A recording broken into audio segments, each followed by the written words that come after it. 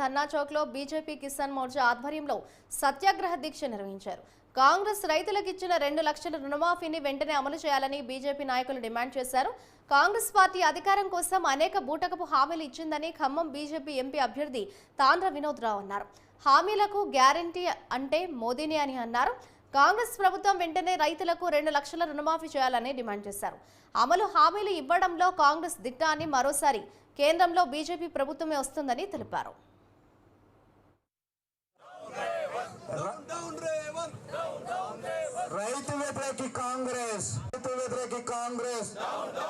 ప్రభుత్వం రావడానికి ఏ గ్యారంటీ అంటే ఆ గ్యారంటీ ఏమి అనుకోకుండా, ఏ ప్రణాళిక లేకుండా ఇష్టం వచ్చినట్టు ఈ కాంగ్రెస్ గవర్నమెంట్ హామీలు ఇచ్చింది.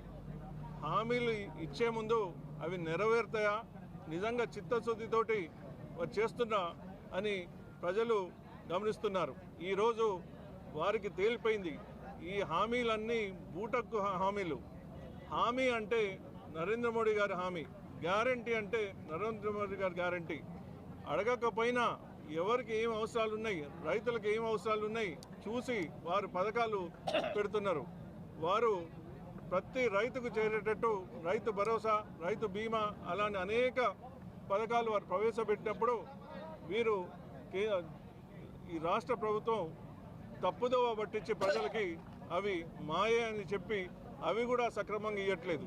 ఈరోజు ప్రధానంగా మనం ఇది వారు ఇచ్చిన గ్యారంటీలు బూటపు గ్యారంటీలని చెప్తూ 2 లక్షల రుణమాఫీ చేయాలని, 15,000 రైతు భరోసా వారు ఇవ్వాలని, 12,000 రైతు కూలీలకు వారు ఇవ్వాలని, ఎకరానికి 25,000 పర్ ఎకర్ పంట నష్టానికి ఇవ్వాలని, 500 రూపాయలు పర్ క్వింటల్ రైస్ వరి ధాన్యం మీద బోనస్ ఇవ్వాలని, ఇవి మా ప్రధాన డిమాండ్లు. భారతీయ జనతా పార్టీ రాష్ట్ర వ్యాప్తంగా మా రాష్ట్ర కిసాన్ మోర్చా అధ్యక్షుల పిలుపు మేరకు మా కిసాన్ మోర్చా రాష్ట్ర అధ్యక్షులు శ్రీధర్ రెడ్డి గారు ప్రతి జిల్లాలో ఈ కార్యక్రమం తీసుకున్న రైతు సత్యాగ్రహ దీక్ష.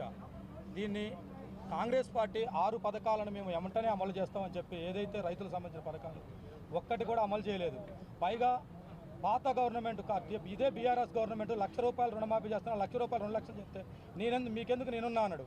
ఎక్కడుండేనా ఒక్క రైతుకు రుణమాఫీ లేదు, రైతులకు ఇస్తున్న 15,000 లేవు, కౌలు రైతులు 12,000 రూపాయలు లేవు, రైతులకి బోనస్ 500 రూపాయలు లేవు. పైగా ఇదివరకు వడ్లు ఎన్నున్నా కేంద్ర ప్రభుత్వం కొంటూ ఇప్పుడు కూడా కేంద్ర ప్రభుత్వం వడ్లు కొంటుంటే ఈయన మళ్ళీ కొత్తగా వడ్లు అనేవి తీసుకోవడానికి కూడా ఇబ్బంది పడుతుంది. ఆయన కంటే ఎక్కువ ఇబ్బంది పడుతుంది. వడ్లే లేవు, అసలు ఎందుకు తీసుకోరు వడ్లు, ఎక్కడ వద్దన్నారు వడ్లు, మొత్తం వడ్లు కొనడానికి డిమాండ్ ఉన్నాయి, వడ్లు లేవు ఎక్కడ.